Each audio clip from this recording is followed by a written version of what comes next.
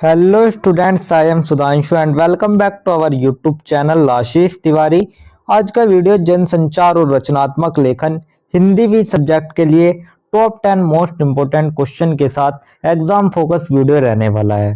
तो स्टूडेंट, अब एग्जाम दूर नहीं है और आप सभी जानते हैं कि ड्यू सोल के एग्जाम में क्वेश्चन पेपर में वही चीजें आती है जो स्मार्ट स्टडी करने वाले स्टूडेंट पहले से ही कवर कर लेते हैं। तो स्टूडेंट, इसलिए ही आज के इस वीडियो में हम लेकर आए हैं top 10 most important question with answer, वो भी आपके इस तरीके के क्वेश्चन आंसर जिनके डायरेक्टली एग्जाम में आने के बहुत ज्यादा चांसेस है। तो स्टूडेंट, क्वेश्चन हमने रैंडम सेलेक्ट नहीं उठाए हैं, बल्कि previous year papers, important topics और टीचर सजेशन के बेस पर केयरफुली सिलेक्ट किए हुए हैं। तो स्टूडेंट, अगर आप ये 10 इंपॉर्टेंट क्वेश्चन अच्छे से समझ लेते हैं तो मान लो एग्जाम में 80 से 90% जो आपका पेपर है वो यहीं से ही कवर हो जाएगा। तो ये सिंगल वीडियो ही आपके एग्जाम पर्पज से बहुत होती है। ओनली इस वीडियो से ही आप अपने अच्छे खासे स्कोर कर सकते हो अपने एग्जाम में, अदर किसी वीडियो की नीड आपको नहीं पड़ेगी। तो स्टूडेंट, अगर आप हमारे चैनल पर फर्स्ट टाइम विजिट कर रहे हो तो चैनल को सब्सक्राइब जरूर कर लीजिएगा, जिससे आने वाले और वीडियो की नोटिफिकेशन आपको सबसे पहले मिल जाए। और हाँ स्टूडेंट, इस वीडियो में एक स्पेशल गिवअवे भी है आप सभी के लिए। तो वीडियो के बीच में हम कुछ क्वेश्चंस पूछेंगे, तो जो भी स्टूडेंट सबसे पहले और सभी करेक्ट आंसर देगा तो स्टार्टिंग के जो हमारे 3 लक्की विनर्स होंगे, जो 3 लक्की स्टूडेंट होंगे, उनको मिलेंगे एब्सोल्युटली फ्री नोट्स। और ये विनर निकलते ही विनर को हम तुरंत अनाउंस कर देंगे हमारे व्हाट्सएप और टेलीग्राम चैनल पर। तो आप सभी हमारा व्हाट्सएप और टेलीग्राम चैनल फॉलो करके रखिएगा, लिंक आपको डिस्क्रिप्शन में मिल जाएगी। तो स्टूडेंट, वीडियो को पूरा देखना है, स्किप नहीं करना है, क्योंकि जो गिवअवे का क्वेश्चन है वो किसी भी मोमेंट पे आ सकता है।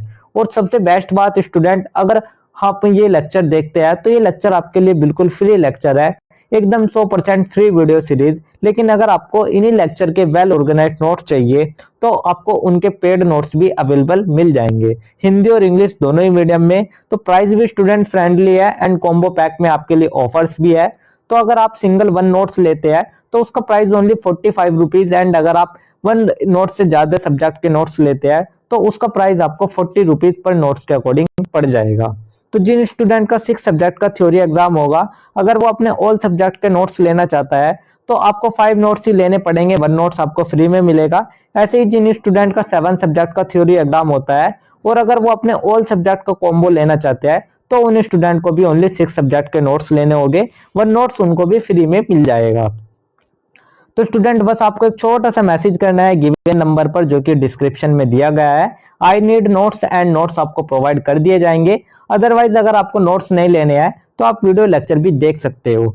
तो स्टूडेंट, चलो अब हम हमारे जनसंचार और रचनात्मक लेखन हिंदी भी सब्जेक्ट के top 10 most important question with answer देख लेते हैं, जो कि आपके ड्यू सोल एग्जाम के लिए गेम चेंजर साबित होंगे। तो स्टूडेंट, अगर किसी स्टूडेंट को इन्हीं सब्जेक्ट को डीपली पढ़ना होगा तो हमने इनकी चैप्टर वाइज वीडियो लेक्चर की प्लेलिस्ट बनाई हुई है, आप उनको भी जाकर देख सकते हैं। तो स्टूडेंट, रेडी, लेट्स बिगिन। तो चलिए अब हम शुरू कर लेते हैं हमारे इंपॉर्टेंट क्वेश्चन विद आंसर। तो चलिए बिना टाइम वेस्ट किए हम हमारे फटाफट से सभी क्वेश्चंस और आंसर को देख लेते हैं। तो सबसे पहले हम हमारा देख लेते हैं क्वेश्चन नंबर फर्स्ट, और क्वेश्चन नंबर फर्स्ट में हमसे क्या पूछा गया उसको देख लेते हैं। स्टूडेंट, क्वेश्चन नंबर फर्स्ट में हमसे पूछा गया है रचनात्मक लेखन से आप क्या समझते हैं, और रचनात्मक लेखन का अर्थ स्पष्ट करते हुए उसका महत्व प्रतिपादित कीजिए। तो स्टूडेंट, यहाँ पर हमसे 2 चीज पूछी गई है। फर्स्ट, हमारे से रचनात्मक लेखन से आप क्या समझते हैं, यानी कि रचनात्मक लेखन का अर्थ, और दूसरा हमारे से उसका महत्व, यानी कि रचनात्मक लेखन के महत्व के बारे में पूछा गया है। तो स्टूडेंट, चलिए इस क्वेश्चन का आंसर लिख लेते हैं। और जब भी हम आंसर लिखते हैं तो स्टूडेंट, आंसर में हम सबसे पहले जो आंसर की शुरुआत करते हैं तो वो हम सबसे पहले एक छोटे से परिचय से कर लेते हैं। तो सबसे पहले हम एक छोटा सा परिचय लिखेंगे कि रचनात्मक लेखन एक ऐसी विधा है जिसमें लेखक अपने विचारों, भावनाओं, कल्पनाओं और अनुभवों को कलात्मक रूप में प्रस्तुत करता है। तो यह लेखन केवल सूचना देने तक सीमित नहीं होता, बल्कि इसमें कल्पनाशीलता, सृजनात्मकता और भावनात्मक अभिव्यक्ति प्रमुख भूमिका निभाती है। तो स्टूडेंट, क्या आपने कभी किसी कहानी को पढ़कर ऐसा फील किया है कि यार ये करैक्टर तो मैं ही हूँ, या फिर कोई कविता पढ़कर आपकी आंखों में हल्की सी नमी आ गई हो? तो स्टूडेंट, ये हमारा रचनात्मक लेखन की ताकत। तो इसमें आंसर में हमें यही बताना है कि रचनात्मक लेखन होता क्या है, रचनात्मक लेखन क्यों जरूरी है, और कैसे ये हमारे विचारों को शब्दों में बदल देता है। तो स्टूडेंट इसका उद्देश्य पाठक के मन में चेतना उत्पन्न करना, भावनात्मक जुड़ाव बनाना और सौंदर्य बोध का संचार करना होता है। तो स्टूडेंट यही था हमारा एक छोटा सा परिचय, एक छोटा सा इंट्रोडक्शन। इसके बाद जो हमारा नेक्स्ट टॉपिक आता है वो हमारा आता है रचनात्मक लेखन का अर्थ। तो अब हम जान लेते हैं आखिर जो रचनात्मक लेखन है, आखिर रचनात्मक लेखन होता क्या है, रचनात्मक लेखन का अर्थ क्या है। तो रचनात्मक लेखन वह प्रक्रिया है जिसके द्वारा लेखक अपने विचारों, भावनाओं और कल्पनाओं को भाषा के माध्यम से कलात्मक रूप में प्रस्तुत करता है या व्यक्त करता है। तो स्टूडेंट आप इमेजिन करो कि आप शाम को छत पर बैठे हो, हल्की हवा चल रही है और अचानक बचपन की कोई याद सामने आ जाती है। आप उस याद को शब्दों में बदलते हैं, तो बस वही है हमारा रचनात्मक लेखन। तो रचनात्मक लेखन सिर्फ जानकारी देना नहीं होता है, बल्कि ये भावना, कल्पना, अनुभव और जो हमारे प्रभावशीलता उनका एक सुंदर मिलाप होता है। तो इसमें साहित्यिकता, गहराई और प्रभावशीलता होती है, जैसे कहानी, कविता, नाटक, आत्मकथा, उपन्यास, फीचर लेखन, निबंध आदि रचनात्मक लेखन की श्रेणियां हैं। तो स्टूडेंट रचनात्मक लेखन हमारा वो लेखन है जिसमें दिल बोलता है, दिमाग सोचता है और शब्द नाचते हैं। तो ये कहानी, कविता, नाटक, डायरी, निबंध, ब्लॉग्स किसी भी रूप में हो सकता है। तो रचनात्मकता का संबंध लेखक की भीतरी अनुभूतियों से होता है और वह अपने समाज, संस्कृति और समय के प्रति सजग दृष्टिकोण से लेखन करता है। तो स्टूडेंट आप एक स्टोरी के माध्यम से समझ लीजिएगा। मान लीजिएगा कोई लड़की है, एक छोटी लड़की है, उसका नाम है आर्या। तो हर सुबह वह अपने घर की छत पर जाकर सूरज को राइजिंग देखती है। उसके घर में टेंशन है, पिता जॉब खो चुके हैं, माँ बीमार रहती है, लेकिन सूरज की जो चमक है वो उसे उम्मीद देती है। एक दिन वह सोचती है कि अगर सूरज रोज लौट सकता है तो मेरी जिंदगी के हालात क्यों नहीं। तो स्टूडेंट आर्या उसी पल को अपने डायरी में लिखती है कि आज सूरज ने मुझे सिखाया कि बुरे दिन लौट कर जाते हैं और अच्छे दिन लौट कर आते हैं। तो स्टूडेंट ये छोटी सी पंक्ति सुनकर ही आपको लगा होगा कि ये कहानी आपकी भी हो सकती है। बस यही है हमारी एक रचनात्मक लेखन का मैजिक, यानी कि उसका एक जादू। तो स्टूडेंट यही था हमारा रचनात्मक लेखन का अर्थ, जो कि मैंने आपको बता दिया। तो एक तरीके से रचनात्मक लेखन का मतलब है कल्पना को हकीकत जैसा बनाना, अनुभव को कला की तरह लिखना, शब्दों में भावनाओं की खुशबू भरना। साथ साथ इसमें गंभीरता भी होती है, हास्य भी होती है, संवेदना भी होती है और समाज को दिशा देने की शक्ति भी होती है। तो यही था हमारा रचनात्मक लेखन का अर्थ। इसके बाद जो हमारा नेक्स्ट टॉपिक आता है वो हमारा आता है रचनात्मक लेखन का महत्व। तो अब हम जान लेते हैं रचनात्मक लेखन का महत्व क्या है, कि जो रचनात्मक लेखन है वो हमारे लिए क्यों जरूरी है। तो स्टूडेंट इसमें हमारा सबसे पहला पॉइंट आता है मानव अनुभवों का कलात्मक चित्रण।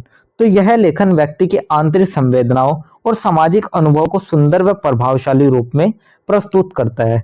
तो स्टूडेंट इसमें मानव अनुभवों का खूबसूरत चित्रण हमें देखने को मिलता है। तो जो बातें दिल में छुपी है, रचनात्मक लेखन उन्हें ही आवाज देता है। सेकंड हमारा आता है सामाजिक परिवर्तन का माध्यम। तो रचनात्मक लेखन समाज की विसंगतियों, समस्याओं और अंतर विरोधों को उजागर करता है और चिंतन को दिशा प्रदान करता है। तो स्टूडेंट समाज में बदलाव लाने के माध्यम के रूप में भी इसको देखा जाता है, क्योंकि कहानियां कई बार समाज में बड़ा बदलाव लाती है। जैसे कि हमारी मदर इंडिया कहानी हो गई, तारे जमीन पर कहानी हो गई। तो इन सभी कहानियों ने समाज में बहुत सारे बदलाव लाए हैं। इसके बाद हमारा थर्ड आता है मानवीय भावनाओं का संप्रेषण। तो कविता, कहानी या आत्मकथा के माध्यम से लेखक पाठकों को अपने भाव से जोड़ता है। तो स्टूडेंट स्टोरी टेलिंग के जरिए जो एक राइटर होता है वो पाठक के दिल को छू लेता है। फोर्थ आता है हमारा भाषा का विकास। तो रचनात्मक लेखन भाषा में नवीन प्रयोग, शैली और सौंदर्य को जन्म देता है, जिससे भाषा सजीव और सशक्त बनती है। तो स्टूडेंट ये भाषा को भी समृद्ध करता है, नए शब्द, नए शैली, नए प्रयोग, जो कि हमारी लैंग्वेज को पावरफुल या शक्तिशाली भी बनाते हैं। तो यही था हमारा भाषा का विकास। इसके बाद फिफ्थ आता है सांस्कृतिक संरक्षण। तो यह लेखन स्थानीय संस्कृति, परंपराओं और लोक विश्वासों को संरक्षित करने का कार्य करती है। तो चाहे लोक कथाएं हो, किस्से हो या लोकगीत हो, सब कुछ हमारे रचनात्मक लेखन से ही बचकर रहते हैं। तो इसलिए ये संस्कृति का संरक्षण भी करती है। फिफ्थ हमारा आता है सृजनात्मकता और कल्पनाशीलता का पोषण। तो यह लेखन लेखक के कलात्मक सोच, प्रतीकात्मकता और प्रतीक रचना की क्षमता को विकसित करती है। तो स्टूडेंट ये हमारी क्रिएटिविटी और इमेजिनेशन को बूस्ट करता है। इससे सोचने की क्षमता भी बढ़ती है और व्यक्ति जीवन को गहराई से समझने लगता है। तो स्टूडेंट आप एक स्टोरी के माध्यम से समझिएगा। सोचो अगर कोई राइटर गांव की रात पर लिखता है तो वह सिर्फ यही नहीं लिखता कि रात हो गई, वो लिखता है कि चांद खेतों पर उतर आया था और पगडंडी पर जैसे किसी ने चांदी बिखेर दी हो। तो अब देखो, यह सिर्फ एक सूचना नहीं है, ये एक विजुअलाइजेशन, एक इमेजिनेशन और एक इमोशन है। यानी कि जो प्योर क्रिएटिविटी राइटिंग है, यानी कि जो हमारा रचनात्मक लेखन है, वो हमारा शुद्ध रचनात्मक लेखन, हम इसको ही बोल सकते हैं। तो स्टूडेंट, यही था हमारा रचनात्मक लेखन का अर्थ और उसका महत्व, जो कि मैंने आपको बता दिया। इसके बाद जो हमारा नेक्स्ट टॉपिक आता है, वो हमारा एक छोटा सा निष्कर्ष आता है, पूरे आंसर का एक छोटा सा कंक्लूजन आता है। तो अब हम पूरे आंसर का एक छोटा सा कंक्लूजन देख लेते हैं। कंक्लूजन में हम देखेंगे, रचनात्मक लेखन केवल साहित्यिक अभिव्यक्ति नहीं, बल्कि यह समाज और व्यक्ति के मूल्यबोध, भावनात्मकता और सांस्कृतिक चेतना का दर्पण होता है। तो स्टूडेंट, रचनात्मक लेखन सिर्फ एक लेखन ही नहीं है, ये एक आईना है जिसमें कि मनुष्यता, भावनाएं और संवेदनाएं दिखाई देती है। तो यह न केवल लेखक की आत्म अभिव्यक्ति का माध्यम है, बल्कि समाज के सजग विवेक और भावनात्मक स्वरूप को भी दिशा देने का कार्य करता है। तो इसलिए ही आज के तकनीकी और सूचना प्रधान युग में भी रचनात्मक लेखन की प्रासंगिकता और महत्ता बनी हुई है। तो स्टूडेंट, आज टेक्नोलॉजी के इस समय भी जो हमारा रचनात्मक लेखन है, उसकी जरूरत कम नहीं हुई है, बल्कि पहले से ज्यादा बढ़ चुकी है। क्योंकि जो मशीन्स है, भी हमें फैक्ट्स दे सकती है, पर दिल को छूने वाले लेखन, भावनाओं की गर्मी, वो सिर्फ एक इंसान ही लिख सकता है। तो स्टूडेंट, यही था हमारा एक छोटा सा निष्कर्ष, यही था हमारा एक छोटा सा रचनात्मक लेखन, जो कि मैंने आपको बता दिया।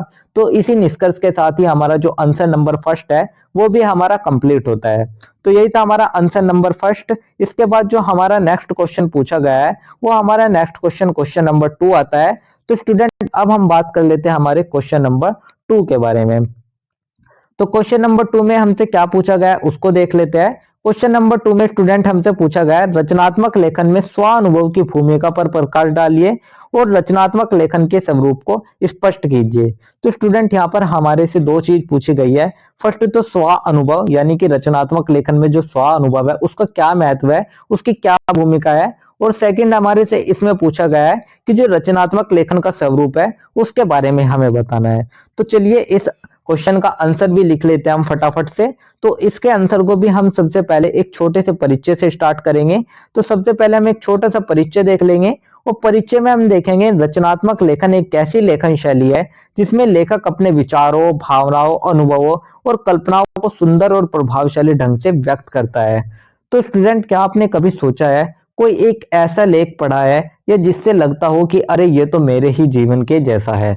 तो स्टूडेंट, लेखन तभी असली बनता है जब उसमें लेखक का स्वानुभव होता है, यानी कि उसके अपने जीवन की सच्चाई, भावनाएं और अनुभव होते हैं। तो स्टूडेंट, यह लेखन किसी सूचना या तथ्य तक सीमित न होकर लेखक की अंत प्रेरणा और संवेदना से जुड़ा होता है। इसमें भाषा की सौंदर्यता के साथ साथ लेखक का दृष्टिकोण और जीवन दृष्टि भी स्पष्ट होती है। तो स्टूडेंट, इस आंसर में हमें यही बताना है कि जो रचनात्मक लेखन है, उसमें स्व अनुभव की भूमिका क्यों सबसे महत्वपूर्ण मानी जाती है और कैसे लेखक अपना जीवन अपनी रचनाओं में खोल देता है। तो स्टूडेंट, ये तो हमारा एक छोटा सा परिचय था। परिचय के बाद जो हमारा नेक्स्ट टॉपिक आता है, वो हमारा आता है स्व अनुभव की भूमिका। तो स्व अनुभव की भूमिका को समझने से पहले हमें समझना है आखिर रचनात्मक लेखन होता क्या है, क्योंकि हमें जानना है कि जो रचनात्मक लेखन है, उसमें स्व अनुभव की क्या भूमिका है। तो जैसे कि मैंने अभी के पहले वाले आंसर में आपको रचनात्मक लेखन के बारे में बताया, एक बार फिर से रिपीट कर देता हूं कि जो रचनात्मक लेखन है, वो सिर्फ एक फैक्ट से नहीं होता, ये दिल, दिमाग और दिमाग की कल्पना का एक मिश्रण है। तो स्टूडेंट, इसमें तीन चीजें सबसे जरूरी होती है, फर्स्ट भावना, सेकंड कल्पना और थर्ड लेखक के अपने अनुभव। तो स्टूडेंट, जब ये तीनों मिलते हैं तो पैदा होती है हमारी एक ऐसी रचना जो कि पाठक के दिल को छू लेती है। तो स्टूडेंट, यही था हमारा रचनात्मक लेखन। अब हम जान लेते हैं कि जो हमारा रचनात्मक लेखन है, उसमें स्व अनुभव की भूमिका क्या है, यानी कि स्व अनुभव की जरूरत क्यों है। तो रचनात्मक लेखन को प्रामाणिक और प्रभावशाली बनाने में स्व अनुभव की विशेष भूमिका होती है। लेखक के अपने जीवन से जुड़े अनुभव उसकी रचनाओं को जीवंतता और यथार्थ का रंग देते हैं। तो स्टूडेंट, आप सोचिए, एक लेखक बता रहा है कि गरीबी कैसी होती है, लेकिन उसने कभी गरीबी को महसूस ही नहीं किया।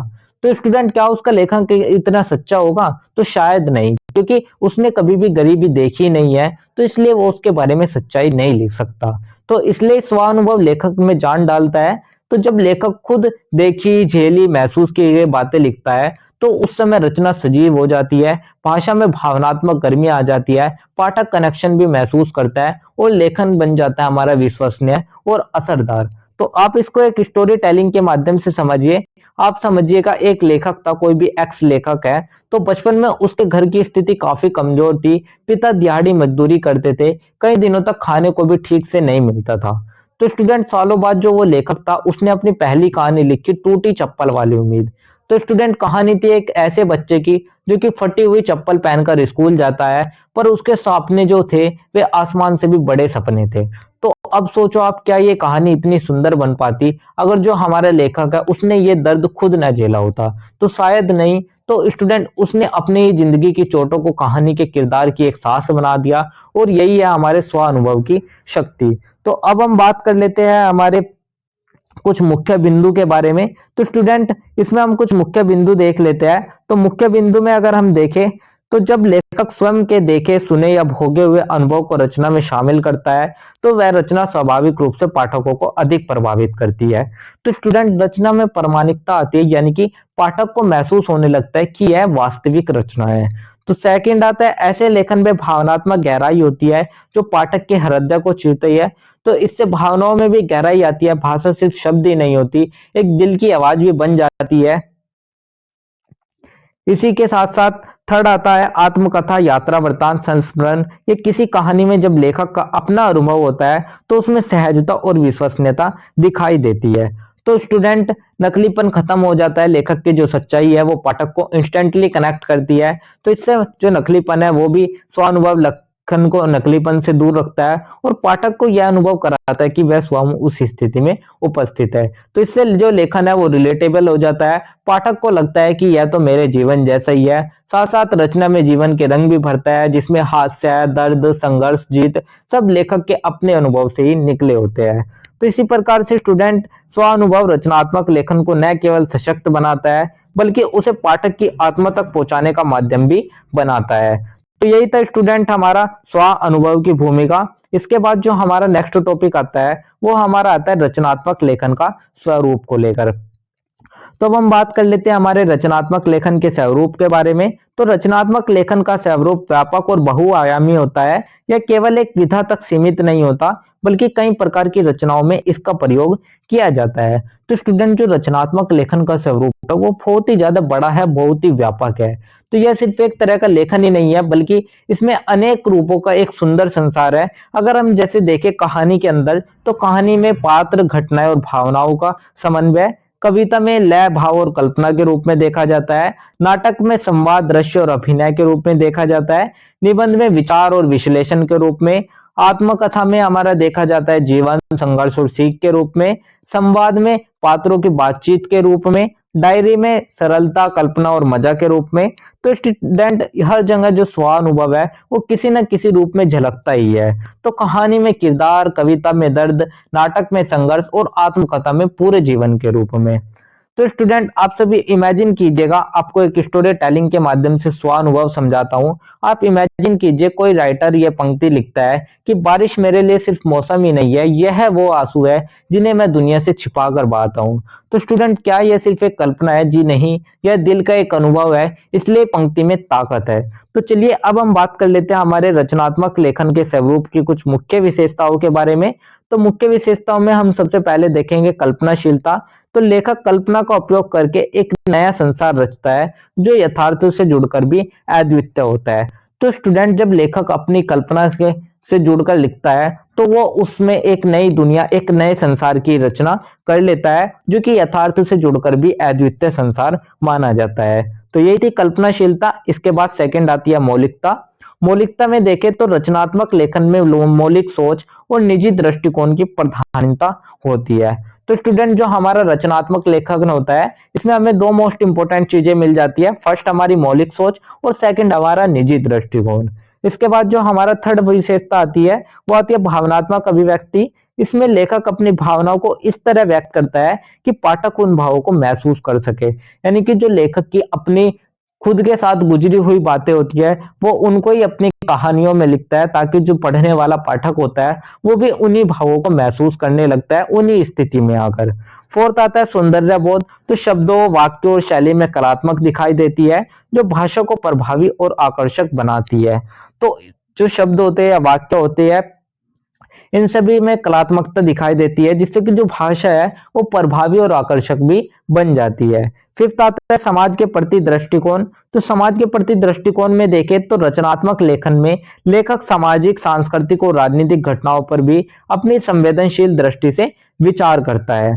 तो जो रचनात्मक लेखन होता है उसमें जो लेखक होता है वो तीनों ही तरीके से, सामाजिक, सांस्कृतिक और राजनीतिक, तीनों ही दृष्टि से अपने आप की संवेदनशील दृष्टि से विचार करता है। और जो हमारा रचनात्मक लेखन है स्टूडेंट, उसका मुख्य उद्देश्य केवल मनोरंजन या एंटरटेनमेंट ही नहीं है, बल्कि जो पाठक होते हैं उसको सोचने, महसूस करने और समाज को समझने के लिए भी प्रेरित करना होता है। तो स्टूडेंट यही था हमारा रचनात्मक लेखन, उसका विशेषता है, उसका उद्देश्य, उसका स्वरूप। इसके बाद जो हमारा नेक्स्ट टॉपिक आता है वो हमारा ओवरऑल पूरे आंसर का एक छोटा सा निष्कर्ष आता है। तो अब हम बात कर लेते हैं हमारे ओवरऑल पूरे आंसर के एक छोटे से निष्कर्ष के बारे में। स्टूडेंट, निष्कर्ष में हम देखेंगे रचनात्मक लेखन एक गहरे अनुभव और कलात्मक अभिव्यक्ति का परिणाम होता है। जब लेखक अपने स्व अनुभव के माध्यम से जीवन के यथार्थों को रचना में प्रस्तुत करता है, तब वह रचना पाठकों के मन पर गहरी छाप छोड़ती है। तो स्व अनुभव रचनात्मक लेखन का एक प्राण है। यह लेखक की भावनाओं को पाठक तक जिंदा अवस्था में पहुंचा देता है। तो स्टूडेंट, नोवेल हो, कविता हो, कथा हो, डायरी हो या उपन्यास हो, उसमें राइटर का जीवन नहीं है, तो वह सिर्फ एक शब्दों का ढेर माना जाता है। तो रचनात्मक लेखन का स्वरूप जितना विविध है उतना ही प्रभावशाली भी है। यह लेखक और पाठक के बीच भावनात्मक सेतु का कार्य करता है और समाज में संवेदना, संवाद और जागरूकता का माध्यम बनती है। तो स्टूडेंट, जब एक लेखक अपने दर्द, खुशी, डर, संघर्ष, उम्मीद सब कुछ ईमानदारी से लिखता है, तो वही जो लेखन है वो एक अमर लेखन बन जाता है। तो स्टूडेंट, यही था हमारा एक छोटा सा निष्कर्ष, जिसके साथ हमारा आंसर नंबर 2 भी कंप्लीट होता है। तो यही था हमारा आंसर नंबर 2, जो कि मैंने आपको बता दिया। इसके बाद जो हम हमारा नेक्स्ट क्वेश्चन देखते हैं वो हमारे से पूछा गया हमारा क्वेश्चन नंबर 3। तो अब हम बात कर लेते हैं हमारे क्वेश्चन नंबर 3 के बारे में। तो स्टूडेंट, क्वेश्चन नंबर 3 में हमसे पूछा गया है, प्रिंट माध्यम के लिए यात्रा वृत्तांत लिखते समय किन बातों का ध्यान रखना आवश्यक है। तो स्टूडेंट, इसमें हमसे पूछा गया है कि जब भी हम किसी प्रिंट माध्यम के लिए यात्रा वृत्तांत लिखते हैं तो उस समय हमें कौन कौन सी बातों की सावधानी बरतनी चाहिए, किन किन बातों का ध्यान रखना चाहिए। तो चलिए इस क्वेश्चन का आंसर भी हम लिख लेते हैं, और इसके आंसर को भी जब हम लिखेंगे तो हम सबसे पहले एक छोटा सा परिचय लिखेंगे। तो परिचय में हम सबसे पहले लिखेंगे, यात्रा वृत्तांत लेखन का एक महत्वपूर्ण रचनात्मक लेखन विधा है, जिसमें लेखक अपने यात्रा अनुभव को रोचक, यथार्थपूर्ण और संवेदनशील ढंग से प्रस्तुत करता है। तो स्टूडेंट, इमेजिन करो कि आप किसी न्यूज़पेपर या मैगजीन के लिए एक यात्रा वृत्तांत लिख रहे हो, तो आप अपनी यात्रा भी बताना चाहते हो और पढ़ने वाले को ऐसा फील भी कराना चाहते हो कि वह आपके साथ साथ चल रहा है। तो स्टूडेंट, जब यह लेखन प्रिंट माध्यम के लिए किया जाता है तो इसमें कुछ विशेष बातों का ध्यान रखना जरूरी हो जाता है, ताकि पाठकों को जानकारी के साथ साथ आनंद भी मिले। तो स्टूडेंट, जब भी हम प्रिंट मीडिया के लिए ट्रैवलर राइटिंग लिखते हैं तो सिर्फ मैं गया, मैंने देखा वाली बात नहीं होती, इसमें कुछ खास बातों का ध्यान रखना होता है। तो उन्हीं सभी बातों के बारे में हमें इस आंसर में बताना है। उन्हीं सभी बातों को हमें ध्यान देने योग्य जो हमारी बातें उन सभी के बारे में हमें बताना है। तो स्टूडेंट, ये तो हमारा एक छोटा सा परिचय हो गया, एक छोटा सा इंट्रोडक्शन हो गया। इसके बाद जो हमारा नेक्स्ट टॉपिक आता है वो हमारा आता है प्रिंट माध्यम के लिए यात्रा वृत्तांत लेखन में ध्यान देने योग्य बातें। तो अब हम पहले जान लेते हैं कि जब भी हमें कोई यात्रा वृत्तांत लिखना है प्रिंट माध्यम के लिए तो हमें किन किन बातों का ध्यान रखना चाहिए। तो इन बातों को जानने से पहले हम जान लेते हैं आखिर जो यात्रा वृत्तांत लेखन है वो आखिर होता क्या है। तो स्टूडेंट, ट्रैवलर राइटिंग यानी कि यात्रा वृत्तांत एक ऐसी रचना होती है जिसमें कि जो लेखक होता है वो अपनी यात्रा के अनुभव, दृश्य, भावनाएं और स्थान की जानकारी लिखता है। तो स्टूडेंट, सबको सुंदर और रोचक तरीके से इसमें एक लेखक लिखता है, लेकिन प्रिंट मीडिया के लिए इसे लिखते समय थोड़ी रिस्पॉन्सिबिलिटी भी आ जाती है। तो उन्हीं रिस्पॉन्सिबिलिटी के बारे में स्टूडेंट अभी हमें बताना है। उन्हीं मुख्य बातें जो ध्यान देने योग्य बातें हैं, उन्हीं ध्यान देने योग्य बातों के हमें बताना है। तो स्टूडेंट उससे पहले आप एक स्टोरी टेलिंग के माध्यम से समझिएगा। मान लो मैं मनाली गया था और मुझे उसके बारे में एक मैगजीन के लिए लेख लिखना है। तो स्टूडेंट अगर मैं ऐसे लिखूं मैं मनाली गया, बहुत मजा आया, बर्फ पड़ी थी, तो कोई भी रीडर उसको क्यों पढ़ेगा। तो स्टूडेंट अगर मैं इसको थोड़ा बदलकर इस टाइप से लिख दूं कि सुबह की ठंडी हवा में जब मैंने मनाली की पहाड़ियों को सूरज की पहली किरणों से चमकते देखा, तो ऐसा लगा जैसे प्रकृति ने अपने हाथों से रूपहली चादर बिछा दी हो। तो स्टूडेंट अब जो रीडर है वो विजुअलाइज करेगा, वो महसूस करेगा, वो पढ़ना भी चाहेगा। तो स्टूडेंट यही फर्क है हमारी रचना और अच्छी रचना में। तो चलिए अब हम बात कर लेते हैं कि जब भी हम किसी प्रिंट माध्यम के लिए कोई भी यात्रा वृतांत लिखते हैं तो उस समय हमें किन किन बातों का ध्यान रखना चाहिए। तो उन्हीं ध्यान देने योग्य वाली बातों के बारे में हम जान लेते हैं।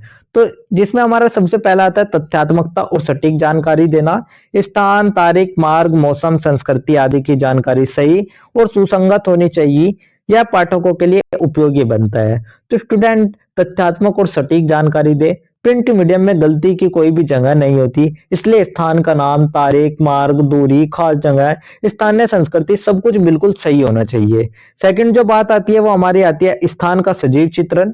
तो पाठक जिस स्थान के बारे में पढ़ रहा है वह उसे अपनी कल्पना में देख सके, इसके लिए दृश्यात्मक शब्दावली और भावनात्मक भाषा का प्रयोग करे। तो स्टूडेंट रीडर को ऐसा लगना चाहिए कि वो वहीं पर खड़ा हुआ है। उदाहरण के लिए ब्यास नदी की गूंजती हुई आवाज, लकड़ी के घरों की महक और चारों ओर बादलों की चादर। तो मनाली का हर पल पोस्ट कार्ड जैसा लगता है। तो इसी तरीके से कुछ इस प्रकार के शब्द को आपको ऐड करना है। इसके बाद थर्ड हमारा आता है रोचक शैली और प्रवाह। तो लेखन में ऐसा प्रवाह हो कि पाठक शुरुआत से अंत तक जुड़ा रहे। घटनाओं को किस्सोगाई की शैली में परंतु विषय वस्तु से जुड़े रखकर प्रस्तुत करे। तो स्टूडेंट कहानी जैसा फ्लो बनाओ। जो रीडर है वो बोरिंग फैक्ट्स नहीं चाहता, वो चाहता है एक कहानी। तो इसी तरीके से आपको किस्सोगाई की शैली में लिखना है।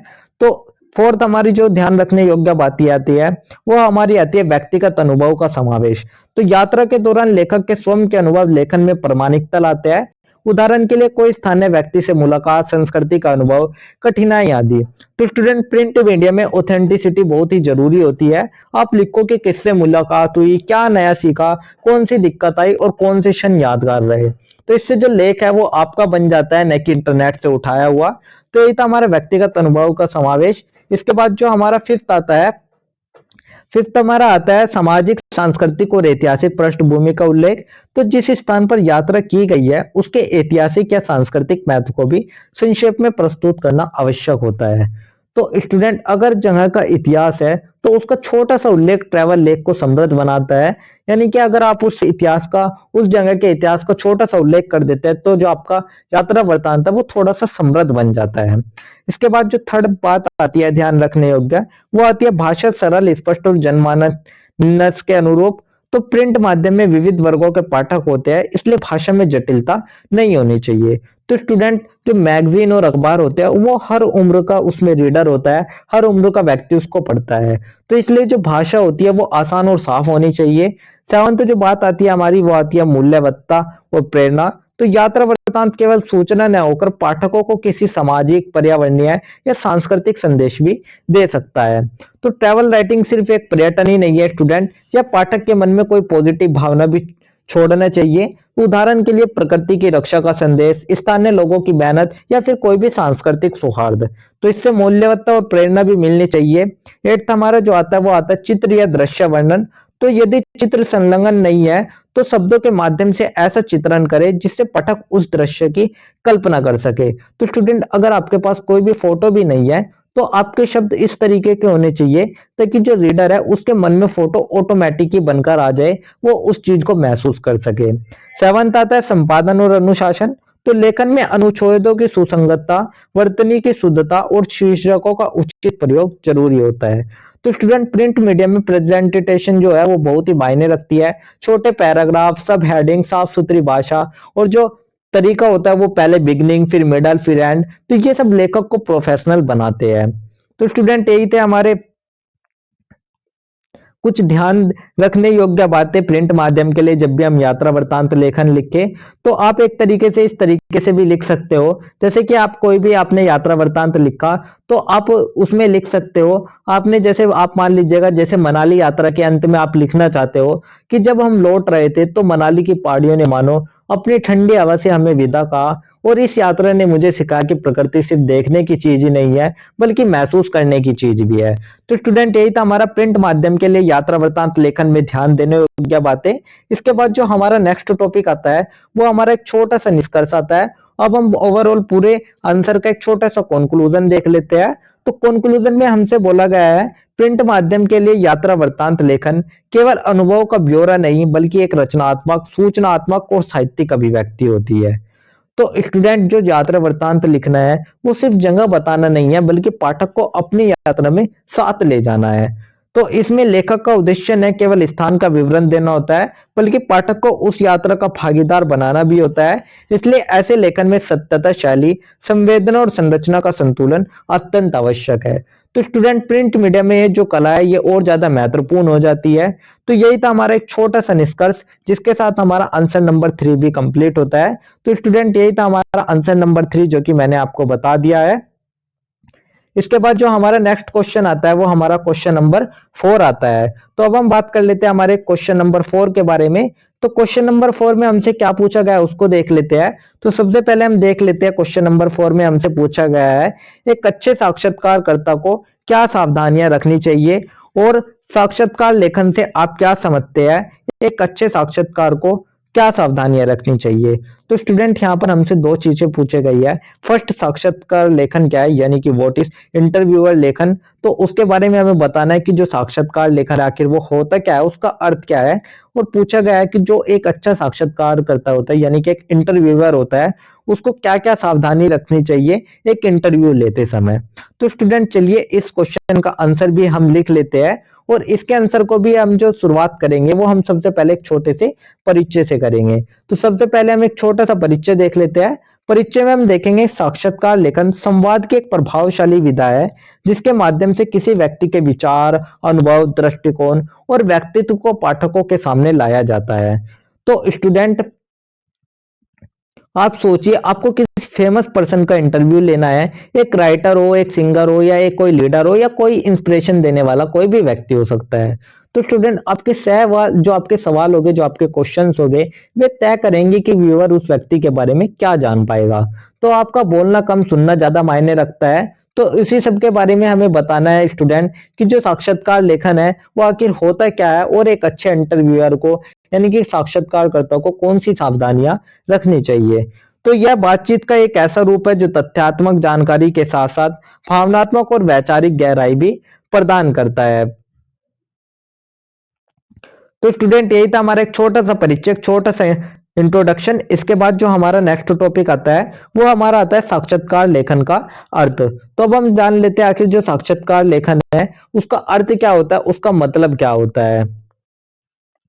तो साक्षात्कार लेखन का तात्पर्य एक ऐसी प्रक्रिया से है जिसमें एक साक्षात्कारकर्ता किसी विशिष्ट व्यक्ति से किसी विषय पर प्रश्न पूछता है और उनके उत्तरों को क्रमबद्ध, रोचक और साहित्यिक रूप में प्रस्तुत करता है। तो स्टूडेंट साक्षात्कार लेखन का मतलब है किसी व्यक्ति से प्रश्न पूछना, उनके उत्तरों को सुनना और पूरी बातचीत को एक साफ, रोचक और साहित्यिक रूप में लिखना।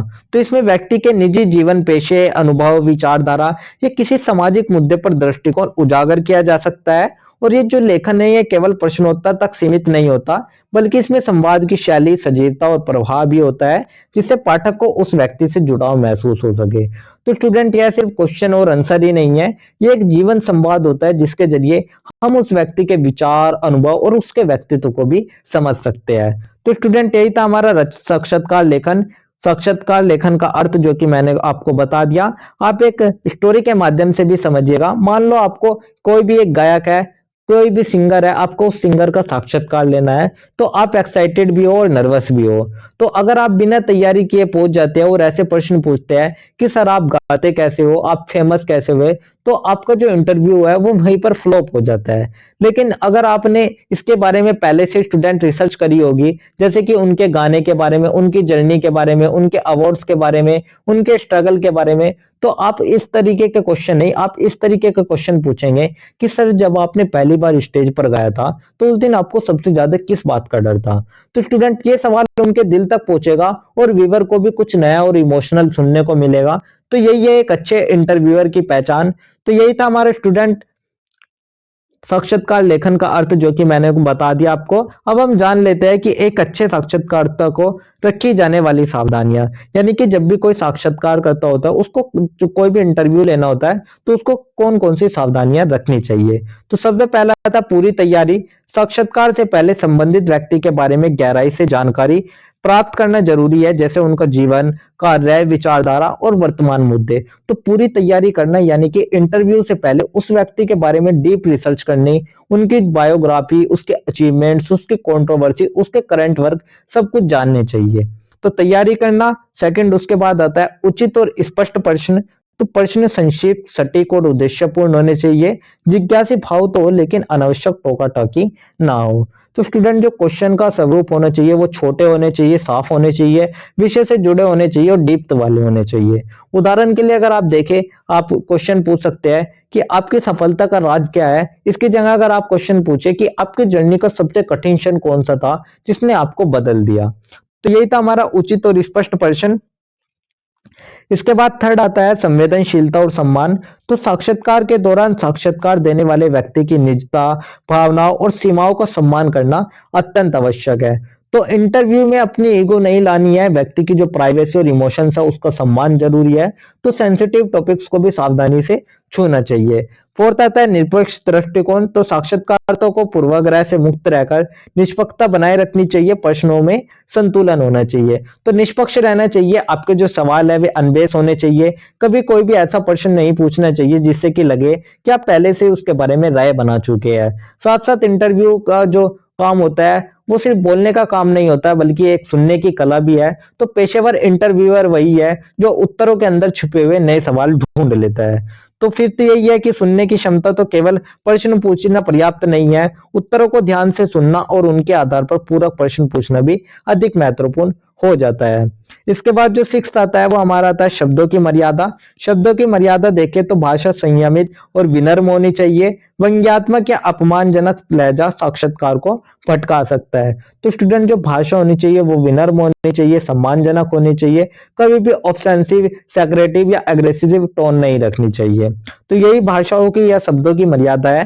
सेवंथ हमारा आता है सृजनात्मक प्रस्तुति। तो साक्षात्कार को लेख रूप में प्रस्तुत करते समय उसकी सजीवता बनाए रखना जरूरी होता है। संवाद शैली प्रभावशाली होनी चाहिए। तो बहुत बार मुख्य मजा जो है वो फॉलो अप क्वेश्चंस में ही होता है, जैसे कि आप पूछे किसी भी सिंगर से, अगर जो सिंगर है वो बोले कि मैंने बहुत गरीबी देखी है, तो आगे पूछो कि उस दौर ने आपकी सिंगिंग को किस प्रकार से शेप किया।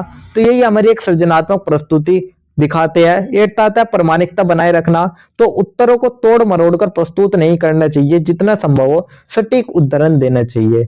तो इंटरव्यू इंटोग्रेशन नहीं होता, ये एक फ्रेंडली कन्वर्सेशन की तरह होना चाहिए। तो इंटरव्यू लिखते समय बोल को ट्विस्ट करके पेश नहीं करना चाहिए, सवाल जवाब का रियल इसेंस बना रहना चाहिए।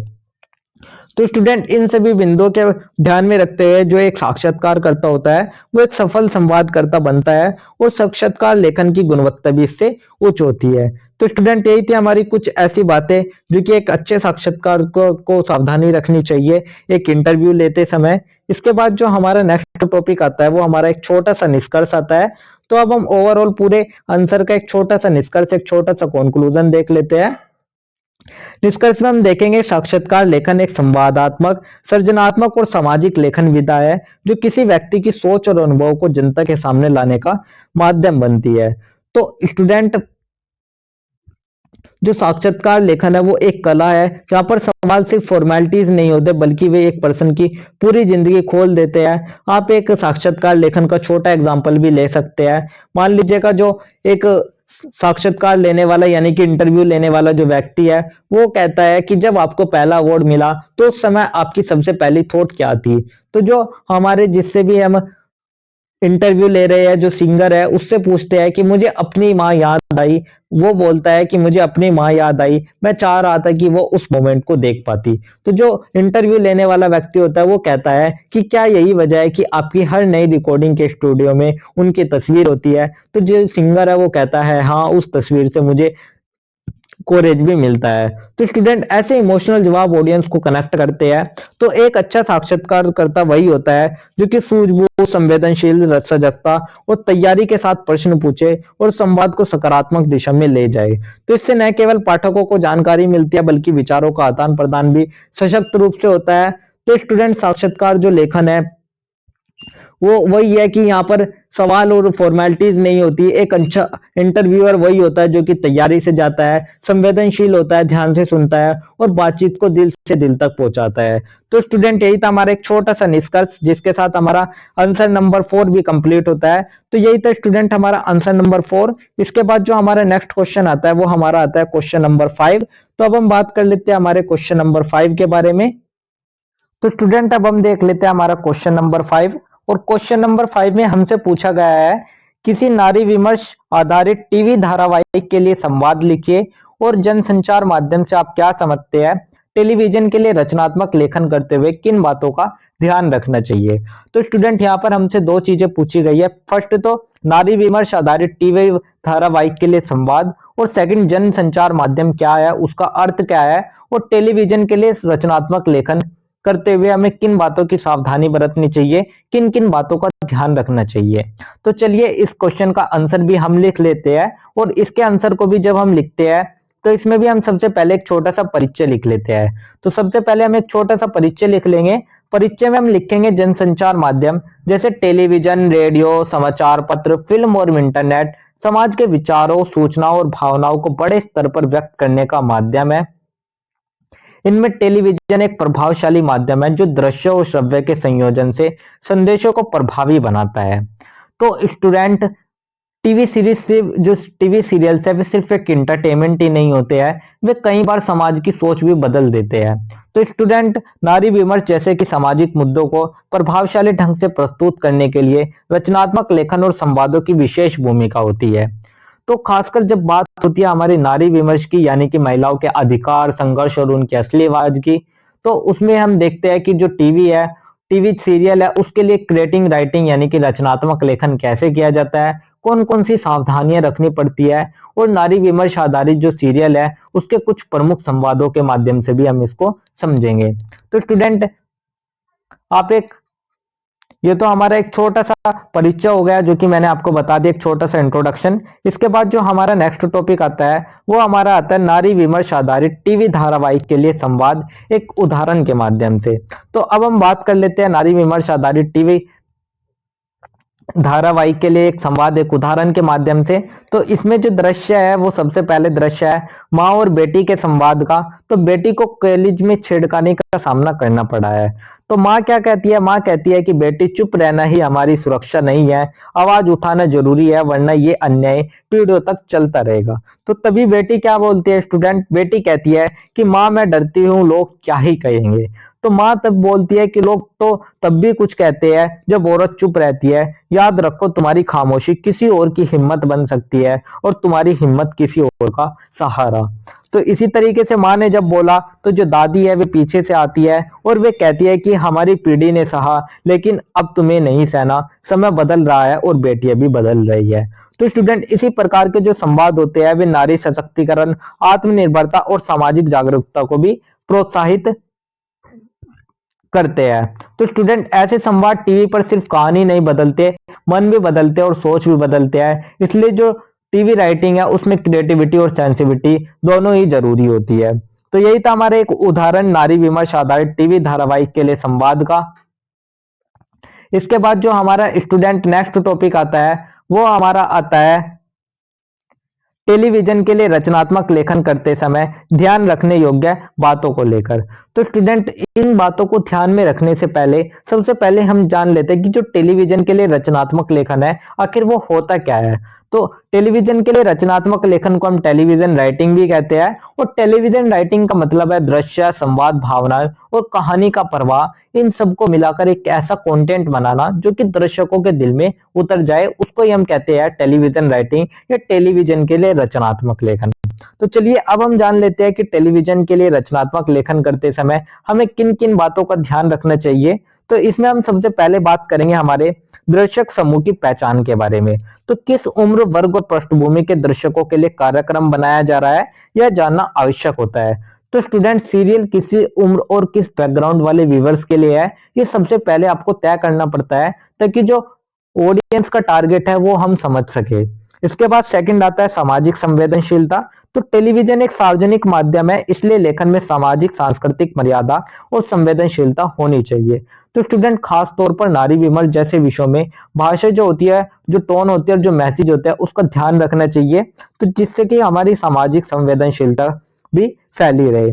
इसके बाद थर्ड हमारा आता है संवादों की स्पष्टता और गहराई। तो संवाद सरल, संक्षिप्त लेकिन अर्थपूर्ण और प्रभावशाली होने चाहिए, ताकि वे दर्शकों पर प्रभाव डाल सके। तो स्टूडेंट, टीवी पर डायलॉग ही शो की जान होते हैं। एग्जाम्पल के लिए अगर हम देखें तो औरतों की जो आवाज है वो दबाई जा सकती है, पर उनकी ताकत नहीं दबाई जा सकती, ये एक डायलॉग है। फोर्थ हमारा आता है दृश्यात्मकता और नाटकीयता। तो लेखन में दृश्य बिंबों का प्रयोग हो, ताकि दृश्य अधिक जीवंत और आकर्षक लगे। तो सीन्स ऐसे होने चाहिए स्टूडेंट कि व्यूअर सिर्फ सुने ही नहीं, बल्कि उसको देखे, उसको महसूस करे और उसमें ही जुड़ जाए। फिफ्थ जो आता है वो आता है संदेश का स्पष्ट होना। तो हर एपिसोड या दृश्य के पीछे कोई सामाजिक, नैतिक या भावनात्मक उद्देश्य स्पष्ट होना चाहिए। तो टीवी सीरियल सिर्फ इंटरटेनमेंट ही नहीं बल्कि एक सबटाइटल मैसेज भी देता है, यानी कि एक संदेश भी उसका होना चाहिए। सिक्स्थ आता है सांस्कृतिक संदर्भों का समावेश। तो स्थानीयता और संस्कृति का चित्रण कहानी को जमीनी और विश्वसनीय बनाता है। तो स्टूडेंट,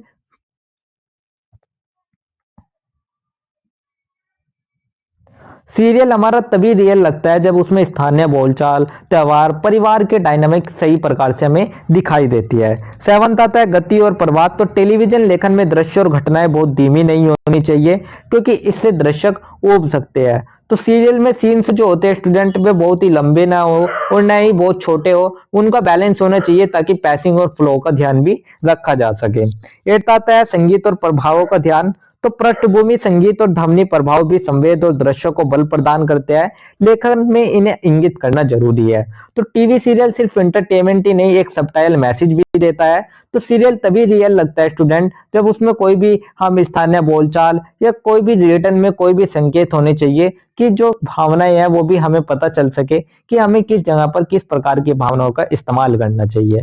तो बैकग्राउंड म्यूजिक और एक्सप्रेशन के लिए जगह भी जोड़नी चाहिए। तो इन्हीं बातों को स्टूडेंट ध्यान में रखते हुए जो एक लेखक है वो सामाजिक रूप से जागरूक, कलात्मक और प्रभावशाली टेलीविजन कार्यक्रम तैयार कर सकता है। तो यही था हमारी कुछ बातें ध्यान रखने योग्य टेलीविजन के लिए रचनात्मक लेखन लिखते समय। इसके बाद जो हमारा नेक्स्ट टॉपिक आता है वो हमारा ओवरऑल पूरे आंसर का एक छोटा सा निष्कर्ष, एक छोटा सा कंक्लूजन आता है। तो कंक्लूजन में हम देख लेते हैं जनसंचार माध्यमों के लिए रचनात्मक लेखन समाज को जागरूक, प्रेरित और सशक्त करने का सशक्त उपकरण है। टेलीविजन जैसे दृश्य माध्यमों में नारी विमर्श जैसे गंभीर विषयों को प्रभावशाली संवादों और यथार्थपरक प्रस्तुति के जरिए दर्शकों तक पहुंचाया जा सकता है। तो स्टूडेंट, टीवी सीरियल सिर्फ एक मनोरंजन ही नहीं है, बल्कि वे समाज के दर्पण होते हैं। और नारी विमर्श लिखना मतलब यह दिखाना है कि औरत कमजोर नहीं, कि बस वह कम आंकी गई है। तो एक कुशल लेखक वही है जो दर्शकों की संवेदनाओं को समझते हुए लेखन में संदेश, दृश्यता और सादगी का समावेश करे।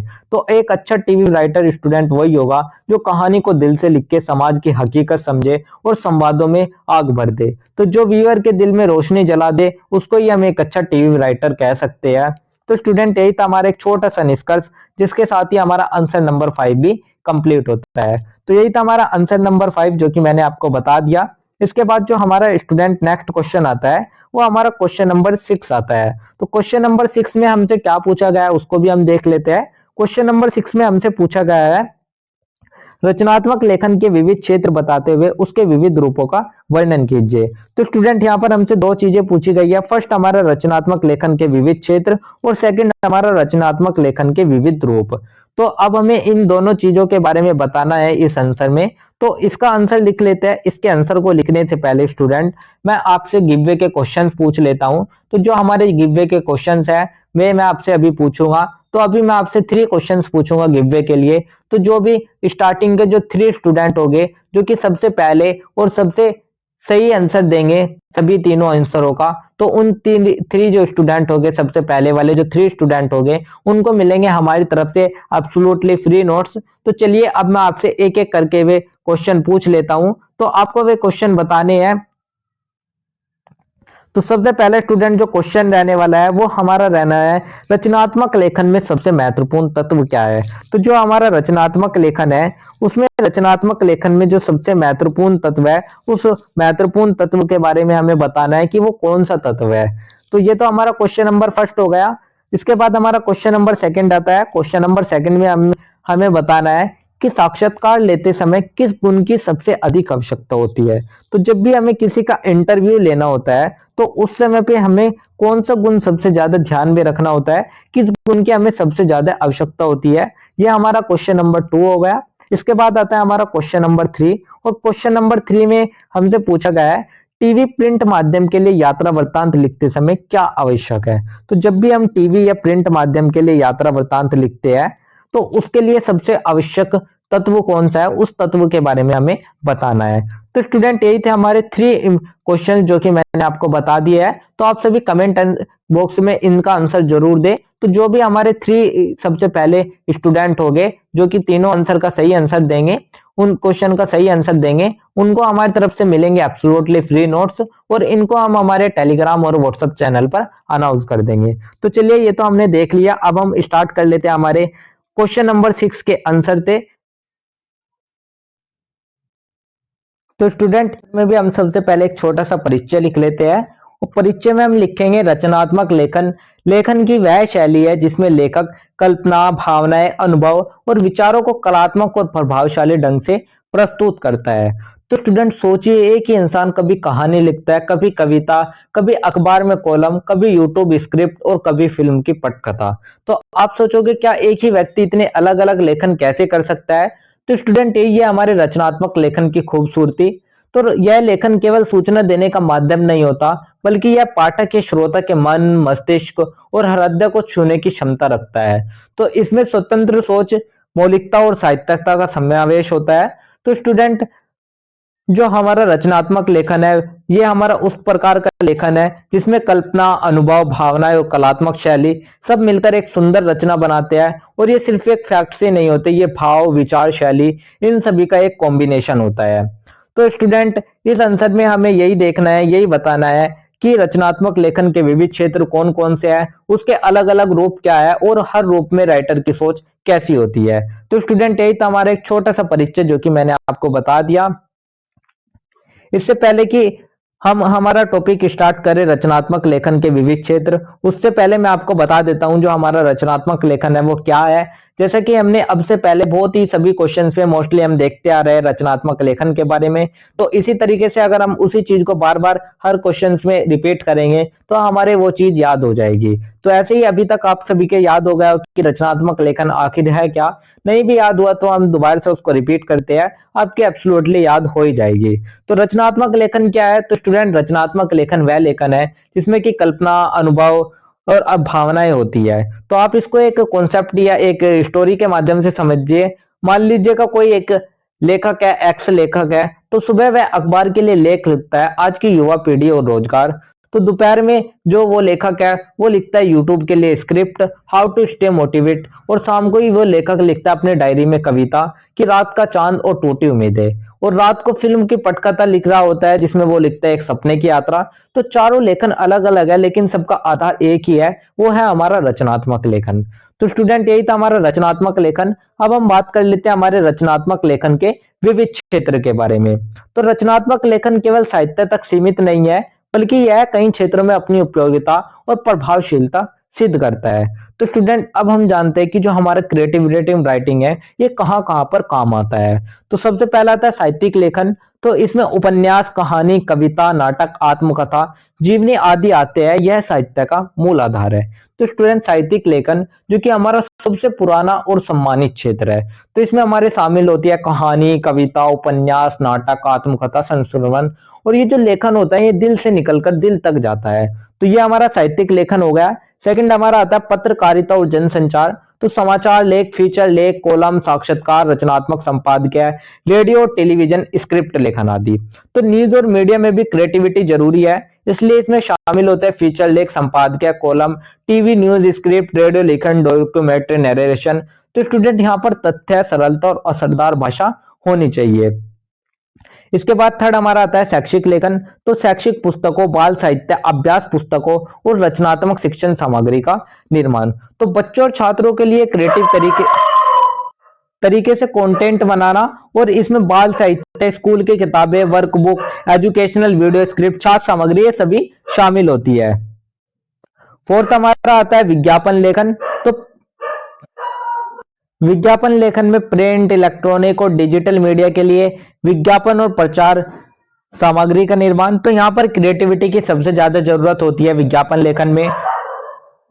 टीवी एड्स हो गए, सोशल मीडिया एड्स हो गए, टैगलाइन हो गए, पोस्टर्स हो गए, ब्रांड स्टोरीज हो गए, जैसे कि सर्फ नहीं, सर्फ एक्सल, धुलाई नहीं, प्यार दिखाओ। तो स्टूडेंट यह भी एक क्रिएटिविटी राइटिंग का ही एक चमत्कार है। इसके बाद फिफ्थ हमारा आता है सामाजिक फिल्म और टेलीविजन लेखन। तो पटकथा, संवाद, स्क्रीन प्ले, धारावाहिक और डॉक्यूमेंट्री लेखन। तो इसमें विजुअल और डायलॉग्स का जादू होता है, जैसे कि पटकथा, संवाद, web series script, TV serial script. तो यह लेखन इमेजिनेशन के पर्दों पर उतारता है। इसके बाद सिक्स्थ आता है हमारा डिजिटल और सोशल मीडिया लेखन। तो blog, website content, YouTube script, online कहानियां, ई बुक्स आदि आते हैं। तो स्टूडेंट आज के समय का सबसे बड़ा क्षेत्र है ये हमारा blog, YouTube video, script, e books, website. तो यहाँ पर जो भाषा है वो मॉडर्न, इंगेजिंग और ऑडियंस फ्रेंडली होती है। इसके बाद सेवंथ हमारा आता है व्यावसायिक लेखन। तो कंपनी प्रोफाइल, ब्रांड स्टोरी, भाषण, कॉर्पोरेट कम्युनिकेशन आदि। तो कंपनियों के लिए लिखना भी क्रिएटिविटी राइटिंग का एक हिस्सा है।